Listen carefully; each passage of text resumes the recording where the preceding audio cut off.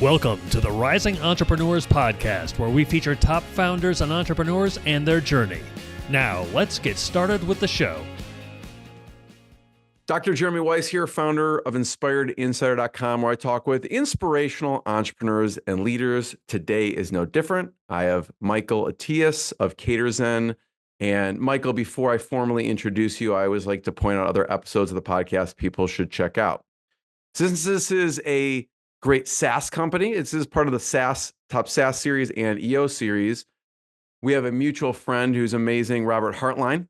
He founded CallProof. He's also in EO Nashville. He talked about in the episode growing his company, Absolute Wireless, from 10 million to over 100 million in sales, and all of the great things and all the challenges too. So that was a great episode.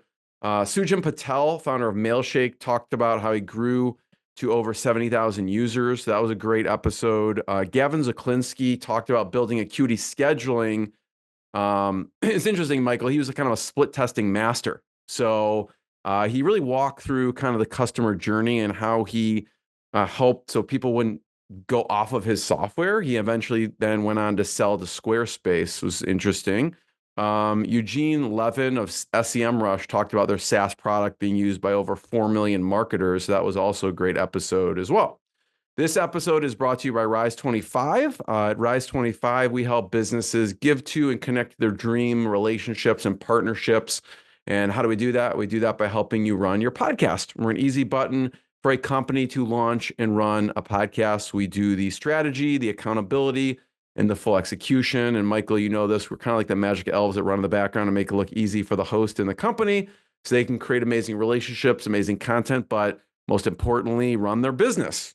You know, for me, the number one thing in my life is relationships, and I'm always looking at ways to give to my best relationships. And I have found no better way over the past decade to profile the people and companies I most admire and share with the world what they're working on. So if you have questions about podcasting, go to rise25.com and let us know if you need anything. I'm excited to introduce Michael Attias. After 40 years, Michael, I know you were an overnight success, but really it started back when you were a dishwasher. And at 16, you worked your way up to owning a barbecue franchise. And you learned how to grow catering and sales with direct marketing. I geek out on direct marketing, so I'm looking forward to hearing your thoughts. And also, you've built in some of this direct marketing into CaterZen so people can use that to grow their business.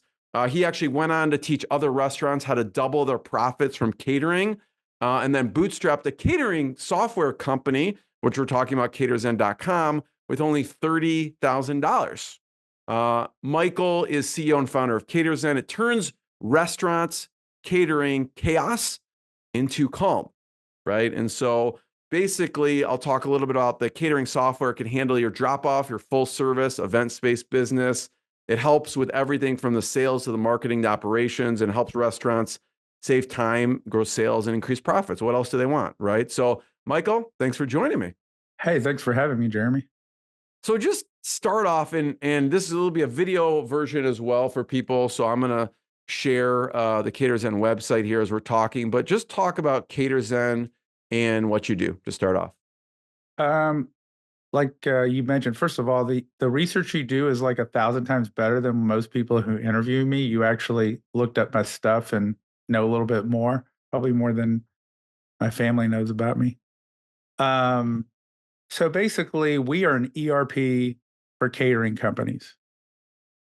So we handle everything that you could need to run your business. We have online ordering. We have order taking in the back end if someone calls up. We have proposal creation, electronic contracts. We have BEOs, which is like the game plan for a big event, like a wedding, a bar mitzvah, a big event.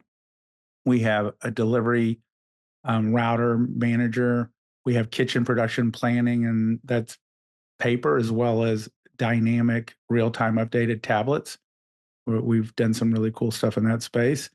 Email marketing, full CRM, accounts receivable, light accounting. So literally it runs your whole business. And I built it that it had to be simple yet robust, because you're not dealing with a bunch of techie guys, you're dealing with restaurant people. They need to focus on making food, not learning how to, deal with complex software. So we try to make everything very intuitive, very easy to work with, and simple. I mentioned really it helps save time, grow sales, and increase profits. And I know you have a strong direct response background. And I'm wondering what is built into CaterZen that helps people grow sales that is kind of direct response related?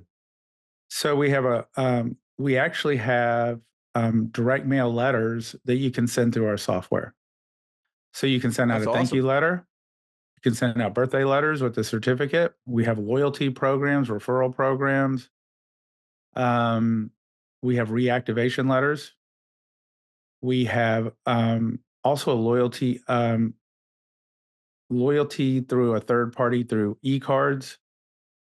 Because if you do a lot of business as a medical rep, you don't want $1,000 a year in barbecue.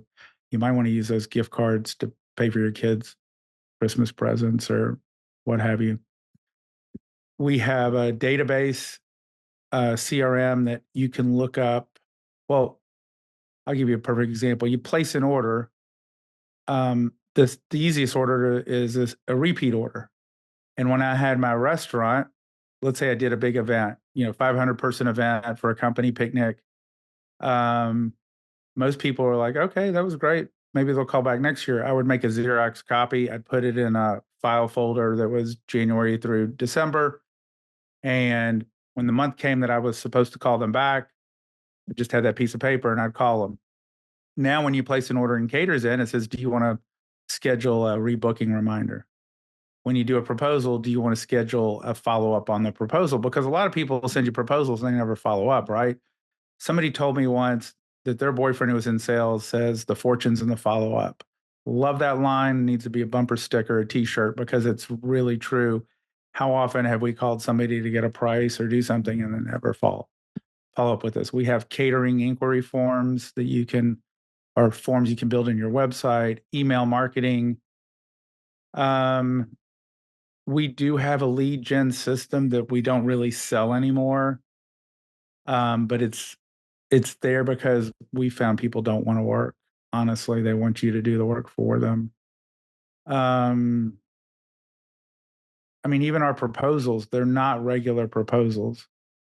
They're beautiful proposals that look like, they were graphically done, not just an Excel spreadsheet. Online ordering, we have the ability to build upsells into menu items as well as when someone's taking an order on the phone. We call them force upsells, force. So you're online, you order a package. Let's say it's a taco bar. Do you want to order drinks? You have to answer the question, no, thank you, or yes, $1.95 a person, right? And the same thing, if you've got people taking phone orders, you've got to assume that they're not going to ask those questions. So now they have to at least It forces check the them box. because It's a they're force, filling it out on CaterZen, so they're forced to right? actually be prompted for the upsells. Yeah. Believe it or not, everything that touches the customer is marketing. So, for instance, we have the ability to do billing. Like, how's that? How's that marketing? Well, if you're anti-admin and you order in lunch from a lot of people, it's a lot easier to have somebody who's going to send you a bill and accounting can deal with it than get a credit card, cut a check, what have you. When I had my restaurant, we had $25,000 in outstanding receivables on average. In 14 years of owning the restaurant, maybe wrote off a couple of $1,000. And so now we even have collection systems. So there's probably more than I even remember, honestly. I want to There's so much talk, stuff. Michael. I know you have a book and you talk about catering multipliers. And what's interesting is obviously, you know, when I research you and what you implement and help restaurants implement with CaterZen, this applies to any business, right? So if you're listening, like, well, I'm not a Sure. restaurant, it doesn't matter. Like if you have like those follow-up systems. So can you talk a little bit about the 17 multipliers? You don't have to talk about all of them, but what are a few of the ones that help these companies increase sales that anyone can Saying use? saying thank you. I learned this from a college professor, and he taught me the value of a handwritten thank you note. And it's amazing the people who will invite you back or do more things for you when you just say thank you. And thank you has a lot of different meanings. It could be thank you with a card. It could be a thank you gift. You go to stay at someone's house, you bring them a gift, and that's a big one. Rewarding people for their business.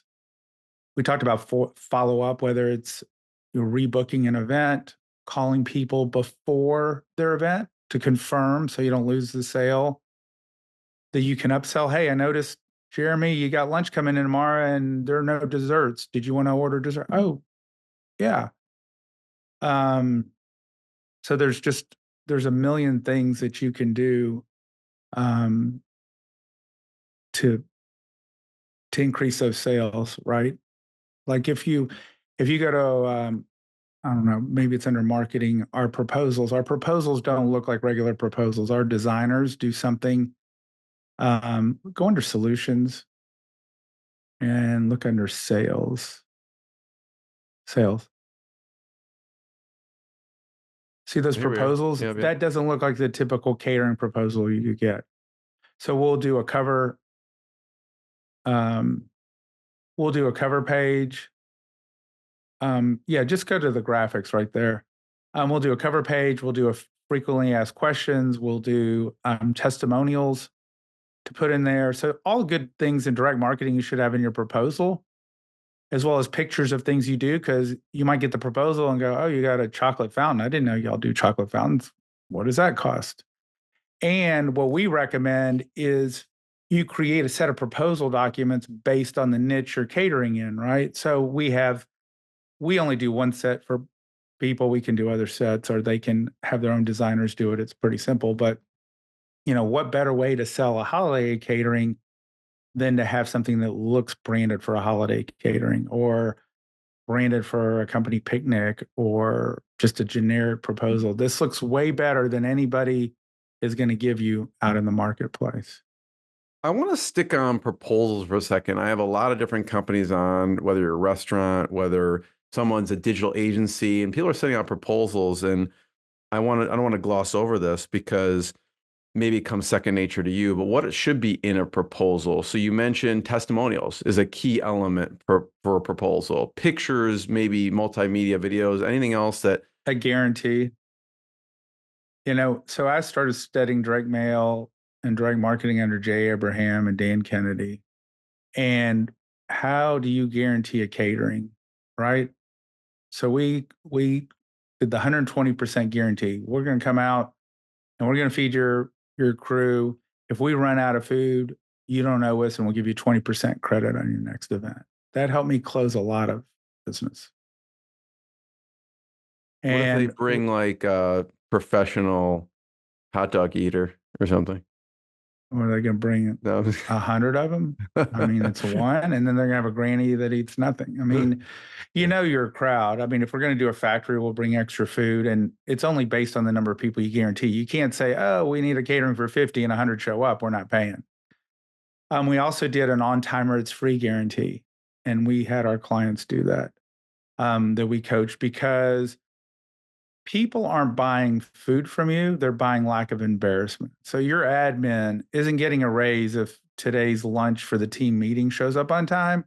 But if it's 30 minutes late, then she looks like you can't do something as simple as order lunch for the team. So they don't want to be embarrassed. So they'd rather have food that on a scale of 1 to 10 is an 8, but they show up on time, they're easy to deal with, than food that's a 10.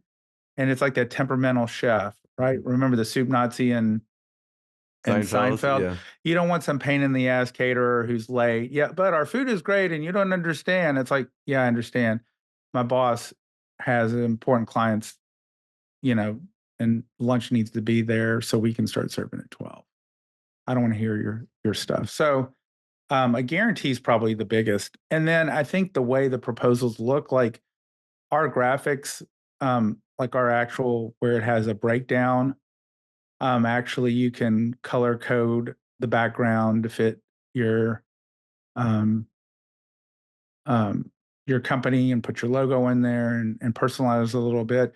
The other thing is, it doesn't take long to crank out a proposal, because the biggest problem is people need to go back and put together a proposal and it takes forever.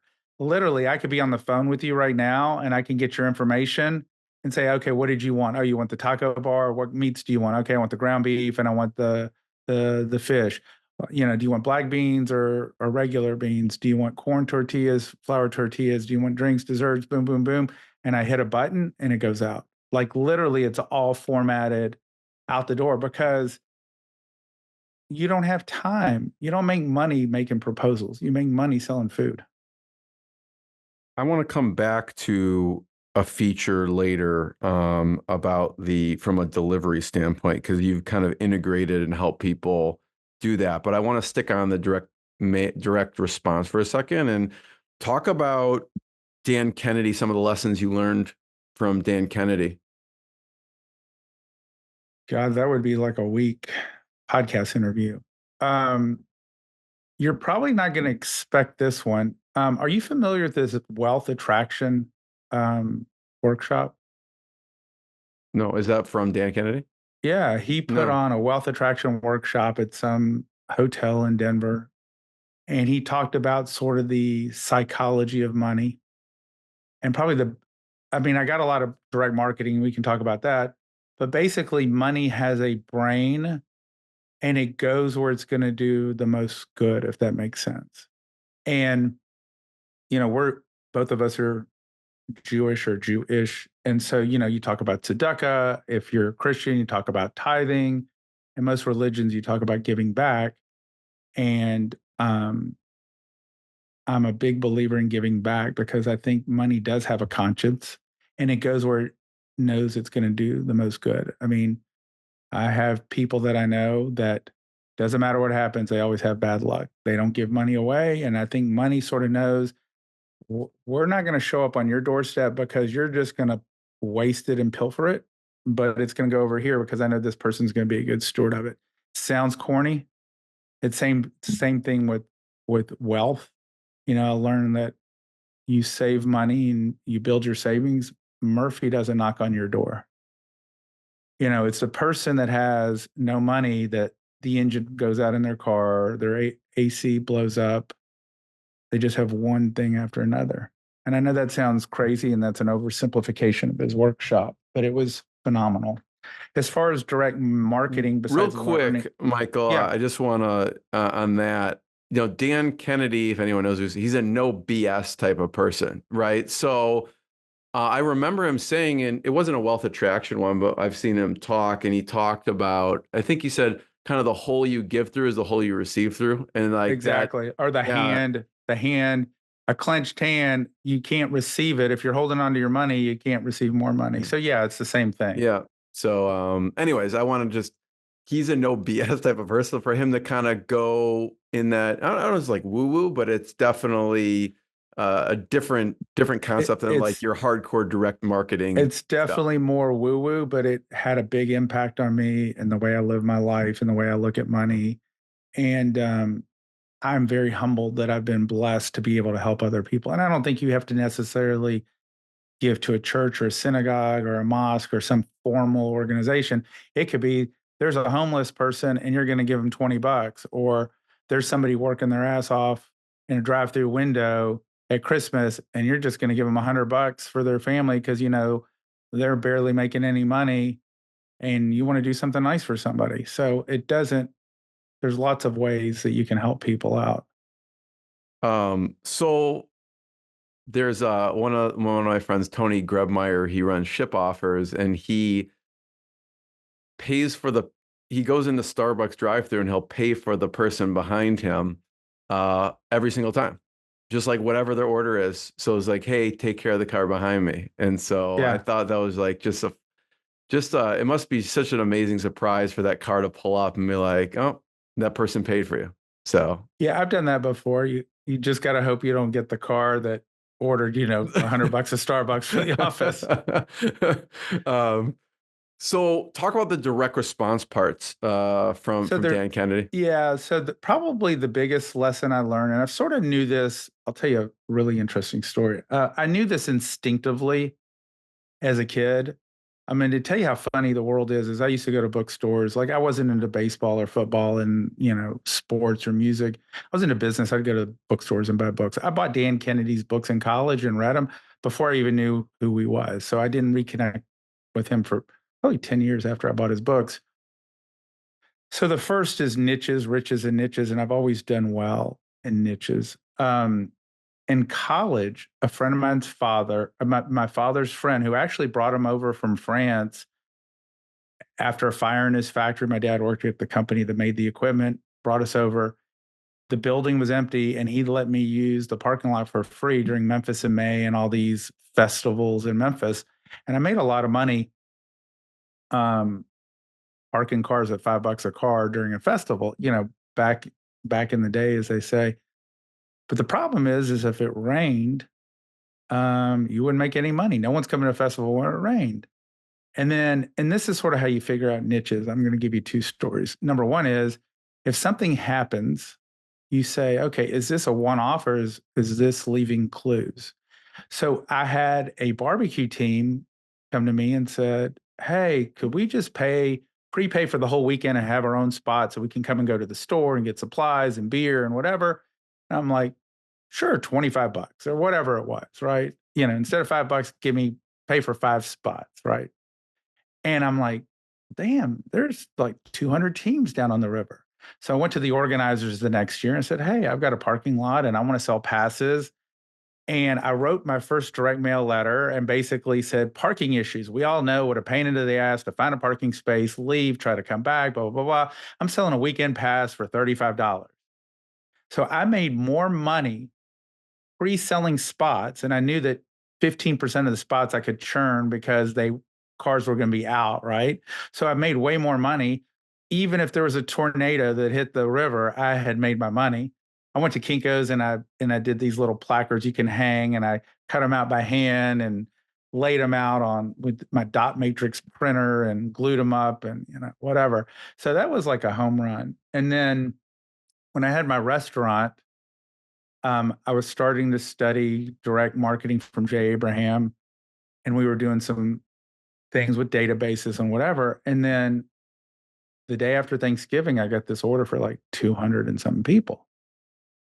And so I'm like, why is Dillard's department store ordering for 200? Like, what gives? Like, I didn't know what Black Friday was. I was 25-year-old dude. Like, I don't go shopping. Like, it's not my sport. Never even heard of the word Black Friday. So I called after the holiday weekend. I said, hey, I appreciate your order. How was it? Great. By the way, why did you order? Oh, it's Black Friday. It's a busy shopping day. We order for all our employees, blah, blah, blah. I'm like, ding, every other one. So the next year, this is pre-internet, right? This is like your dad saying he walked uphill both ways in snow to school. I drove around to the 5 malls in Nashville, the area. And I took a yellow legal pad and I wrote down all the big employers, Circuit City, Dillard's, Castor Knot, Home Depot, Target. I went in a thing called the Yellow Pages, which I don't even know if the kids today even know what the Yellow Pages are. And I had to look up and call who's HR director. And I sent out 45 letters. I followed up with a phone call. I booked $6,000 in drop-off catering, and this is probably going back to 1997, right? 1996. This is like a long time in today's dollars. The biggest that I ever got it up to was $12,000 in drop-off catering in one day. We had crews that would go out. I mean, it was like a military operation logistically getting this set up. So a lot of cool things in direct mail that I learned. Are you familiar with the X-ray mailer? Have you ever seen that? I've sent the X-ray mailer before, yeah. Okay, so for people that don't know yeah, go ahead.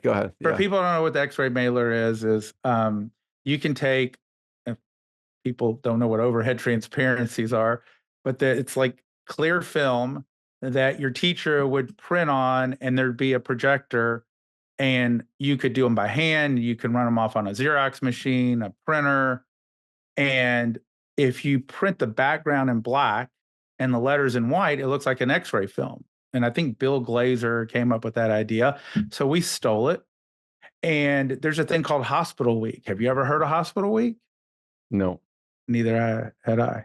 So basically, all the hospitals, it's like, hey, it's hospital week. So they buy everybody food in the whole hospital, the nurses, the staff. It's 3 shifts. And so I got a list of all the hospitals, like there weren't even 20. The HR directors, it was an X-ray film, put it in a brown oversized envelope. X-ray film, do not bend, with a fluorescent envelope, fluorescent label. And I sent it out, followed up with a phone call. I maybe spent $40 on that promotion. I booked over $17,000 in catering. It was like, I love it. so cool.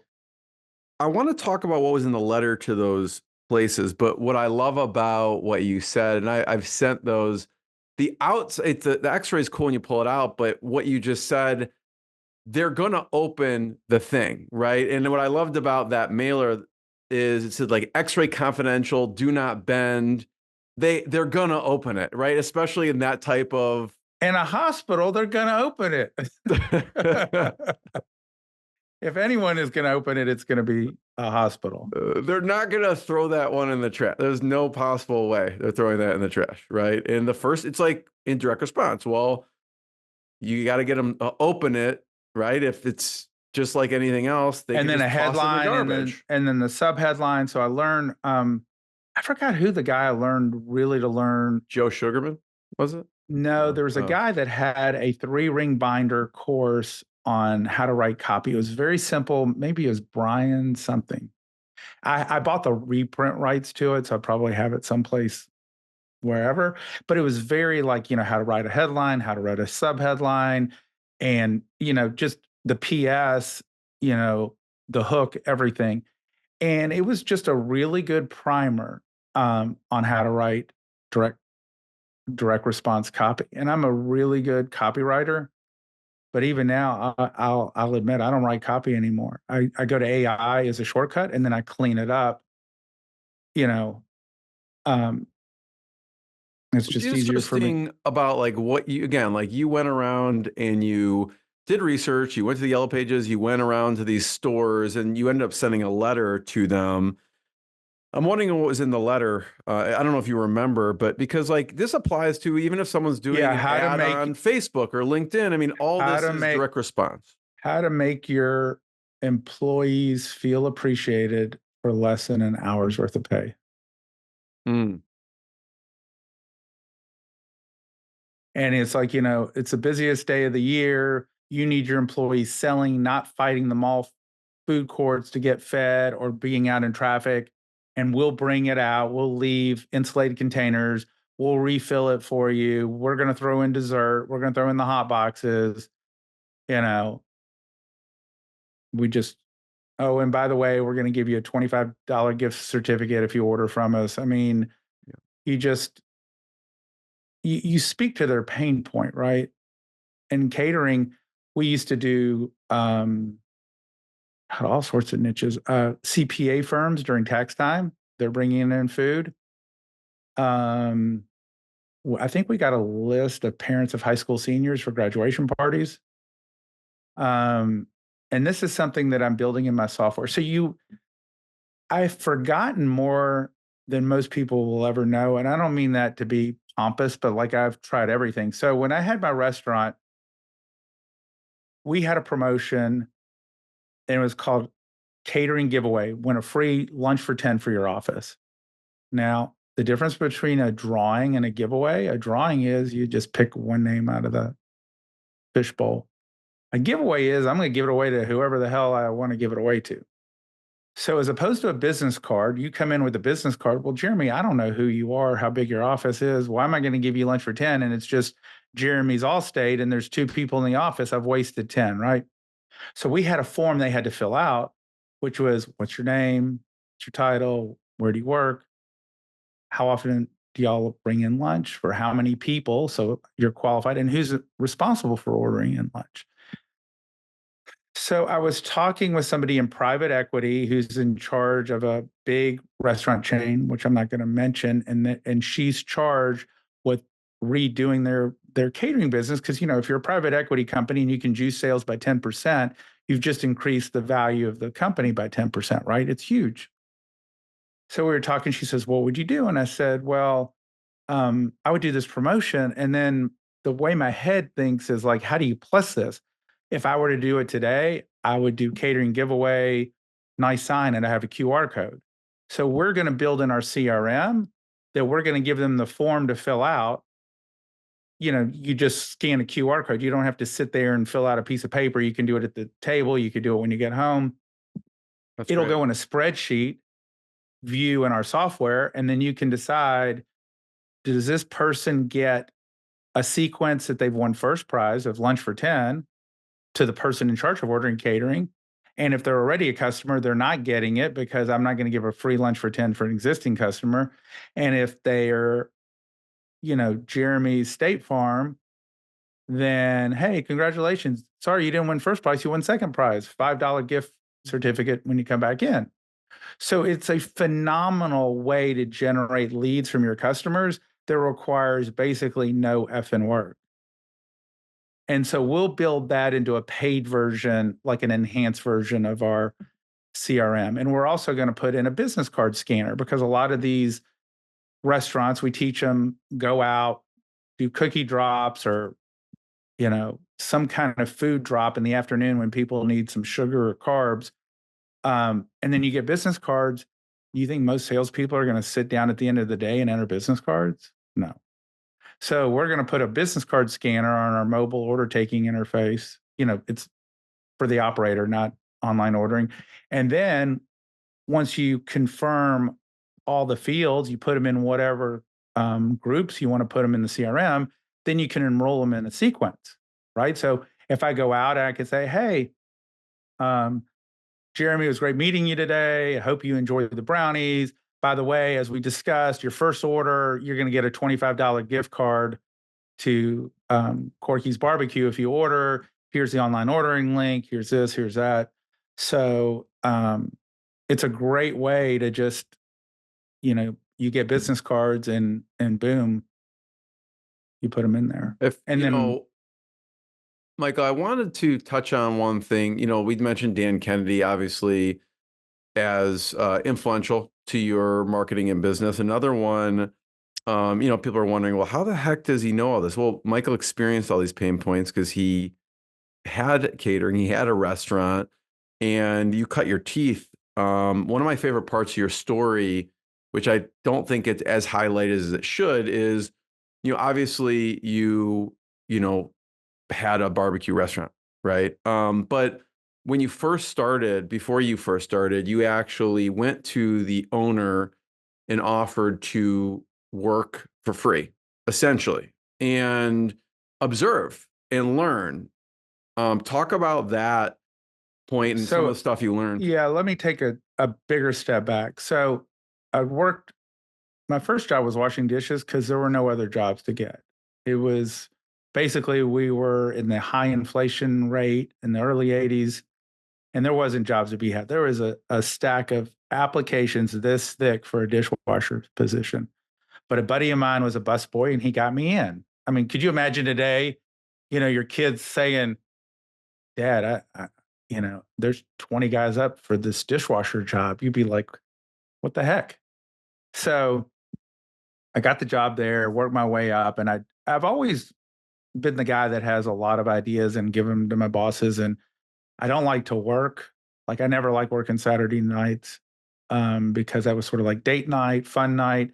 I went to my boss at this restaurant and I said, they really work you hard around here. Why don't you let me do the busboy schedule for you and help you out?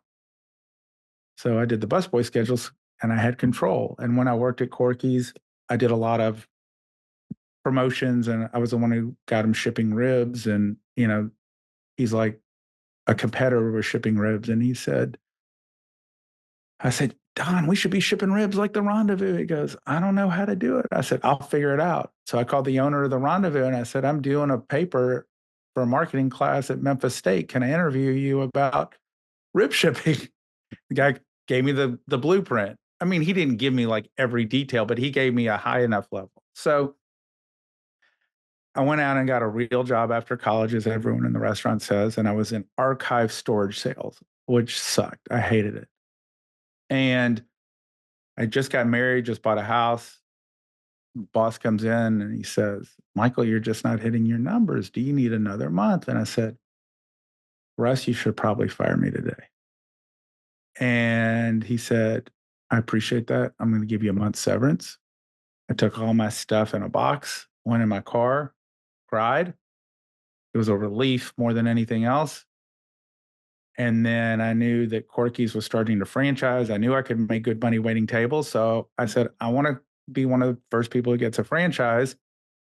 I'll work for free for half the day to learn the business because I don't know the kitchen. I don't know the operations. And then I waited tables and I talked somebody into backing me on the franchise. I mean, I also helped them write their franchise manual and open up one of the first franchises. So I know where you're headed with this story. I don't think kids today, just like kids today, don't get to go play out in the woods and skin their knees and build tree houses and, all this cool stuff that we did as kids. I don't think a lot of kids would go out there and work for nothing to learn a business for an opportunity. I love, though, your kind of mentality of delivering value, and then you knew you were going to learn the business and, be successful, but delivering value and be like, listen, I mean, it also goes back to your offer and your guarantee. Like what are they going to say? No, you can't work here for free. Right. Right. Well, I mean, I had I had a plan. My buddy and I had this saying in college. You go out. I don't want to sound crass, but to pick up girls, meet girls. Like you ask 100 people a question, one person's going to say yes, right? And I go, you know what? If I ask 100 business people, someone will back me on this restaurant. Like one out of somebody, and it was probably number 27 to 30, and he had pulled out an ad from the Nashville paper that they were franchising Corky's. He loved West Tennessee barbecue. He had just sold his roofing business. And I had never opened, run, managed a restaurant. And he literally wrote $1 million check to back me. And my goal was not to make money. My goal was not to lose his investment. He made 25%, no less than a 25% return on that investment year after year. Didn't have to do anything. Didn't have to worry about anything. And even today, I don't have goals like, oh, we want to increase sales by 22%. We sort of have directions like, how much do you need? Right. Like, I don't, I'm guessing you're successful. There's levels, right? Successful, you might be in the top 1%, but you could be the bottom 1% of the top 1%, because the top 1% of 1%, they're flying. Like I was just in London talking to someone at Harrods. Oh yeah, these two Saudi princes, they flew in on their jet. They got helicoptered over to Harrods. They bought $1.5 million diamond encrusted iPhones and flew back to Saudi Arabia or wherever they were from. I mean, there's levels of comfort and rich, right? So I'm comfortable. I can do what I want. My kids are off the payroll. So I don't have investors to pay back. I just want to go in a direction and get pumped up about what I do every day, building software, making a difference for our clients and enjoying the journey, right? I don't want to kill myself. I want to be able to work and travel remotely. I just spent the month of July in Europe. And worked a little bit while I was there. I could run my company. So talk about, the owner of Corky's and some of I know he was a mentor of yours. He was more of a mentor. And I tell people that have kids this, your kids are paying attention. Whether you ever teach them a formal lesson or not, you are a walking, talking lesson of what to do or what they shouldn't do, right? I saw my parents what not to do. Work your ass off and not enjoy the journey. And then, you want to be 70 years old before you can enjoy yourself.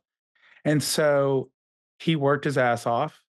And so I learned work ethic, but I also learned like, I don't want to be working Saturdays and Sundays. Like, yeah, you make a lot of money, but why are you making barbecue sandwiches at a festival? Like, you're the president of this company. You don't need to be doing this. And I saw his commitment to quality barbecue. I was at the point like I could be in the kitchen and I could just look at a plate of food and know whether it was perfect or not just by look, right? It's just it's like even today I go to a restaurant, I can just tell by looking at something, it's just the way it looks. You can tell. And I also know what's happening when I'm not in the restaurant or not in my business. And the same thing with the dating world. My buddies and I will have this conversation is there is a cadence in the world. And when the cadence is off, you know it, right? So I'm assuming you're married. Are you married, Jeremy? Yep. Yeah, you know when your wife's pissed off at you, right? Because you have a routine, you have a cadence, right? You get up in the morning, you make your coffee, you go do this, you do this. And if, oh, she texts you, something, it's something. And if she's not texting you or she's not doing this or you're not doing this, it's like, oh, what's wrong today? Because I normally, this is out of whack. And sometimes you can put your finger on it and sometimes you can't. Um, he was quirky and he was funny. This guy, you would never know he had money. He came from money. He was a junior golfer. He played against Jack Nicklaus in high school. Great golfer. His son was a great tennis player. Great family. But he drove when he had Corky's. He drove this piece of shit Corolla, and he'd say, "Michael, go take this delivery for me." And I'd slam on the brakes at the light, and a bottle of Old Spice would roll out from underneath the front of the car. Like, could you imagine? Like, of course, Warren Buffett would wear Old Spice because he goes to McDonald's, and probably buys coffee there, not Starbucks. So he was just a very quirky guy, but I learned the value of he was a phenomenal marketer. I learned the value of catering, how important that is to a restaurant. Um, and I also credited him with the software company because I've always been looking to solve problems. My whole life, I've been a problem solver, right? And I remember I'm rolling silverware and I had 3 girls on the phone answering, taking catering orders. And this is like really when computers are starting to come out, people would have like an IBM on their desk and they would load software or whatever. And what's your name? What's your company? What's your address? What's a credit card number? They would write everything by hand. And if you ordered 5 days a week, you're giving them that information 5 days a week. And then at the end of the day, the manager would sit there and add up, okay, on this order, Jeremy needs 10 pounds of brisket, 10 pounds of ribs, needs this, this, this. And they did it by hand. And I'm like, God, if I knew how to do something in DBase 3 plus, I could build a simple program for this. So I had this idea way before I launched it. And the fact I was able to launch it for 30 grand is like, I mean, it's like winning the lottery. You're making me hungry thinking about all this, but what finally made you decide, okay, I'm gonna finally launch a software? So I started the info product business in 97. This is really an interesting story. So I get a direct mail piece from the Postal Service saying they're doing a direct mail seminar. They sent me an oversized, the priority envelope. And I was like, I know like response rates are 0.5%, right? And I was getting like 10%, 20%, really high response. And I called the person up. I go, I don't know who's speaking of this, but can I speak? Because I've got these great things. He goes, well, you have to be approved vendor, blah, blah, blah. They came in, they had lunch, and I had a notebook with all my promotions and the recaps. And I go, man, we need to get you on this agenda. So I did some PowerPoint slides and I had somebody turn them for me. This is before projectors, really. And it was such a high to speak. Now, I was nervous, like my stomach was in knots speaking, but it was fun. And I said, well, there's the barbecue convention coming up in February, March of 97. So I said, hey, do you want me to speak at the event? They go, sure. I mean, it was free. And I just had been to enough seminars. I go, well, everybody who speaks has something to sell at the back of the room. So I did 2 audio interviews on cassette tapes. And I took all my winning examples, I put them in a 3-ring binder.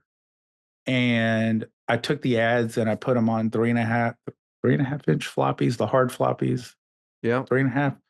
And I sold it for $99 for the package. I closed 25% of the room. It's like, shit, I just walked away with $1,100 in an hour. Like, this is way better than making barbecue sandwiches. So by the time I got out of the info business, I was selling $1,500 courses on how to double your profits with catering. I had a coaching group. I had an audio newsletter prior to podcasts. That's what they were. You sent out a CD-ROM. I had a written newsletter. And what I quickly realized about the guru business, there's a beginning, middle, and an end that very few people can survive the test of time. Because you know what? Once I've heard Jeremy talk about podcasts for 2 years, I've heard everything you have to say, and I'm done, and I'm ready to go find somebody else as my guru. I need residual income, and I've always loved licensing. I learned this from Paul Zane Pilzer in college, reading Inc. magazine, talking about the first book you write is $50,000. The second book costs you $2. You know, somebody, the Beatles record an album, it costs $1 million. For the first album they sell, the second album is $1.52. And I love software. I didn't know anything about software. And I went to two of my competitors because there really wasn't catering software for restaurants. It's a different animal because it's really quick, small dollar size. You got to get people on and off the phone and all this stuff.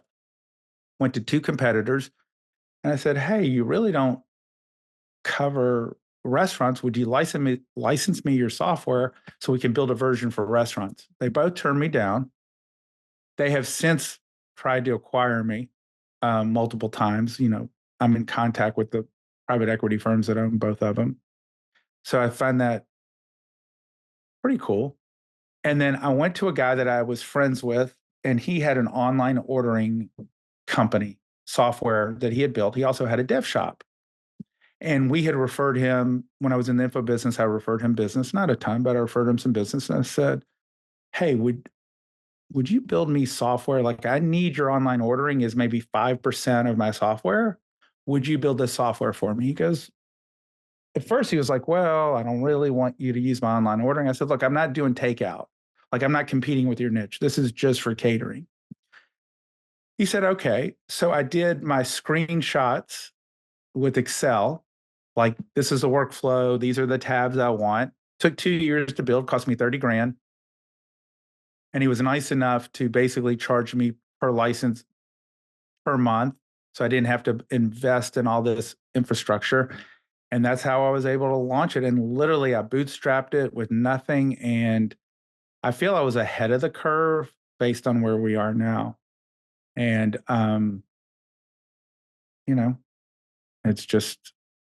it's grown and grown and grown. Michael, talk about enterprise for a second. You've always been really good at, you mentioned this even from the direct responses, hitting the pain points, finding the need and serving those need. And I know you have enterprise clients with CaterZen. What's you found different that need to be in CaterZen for those enterprise clients?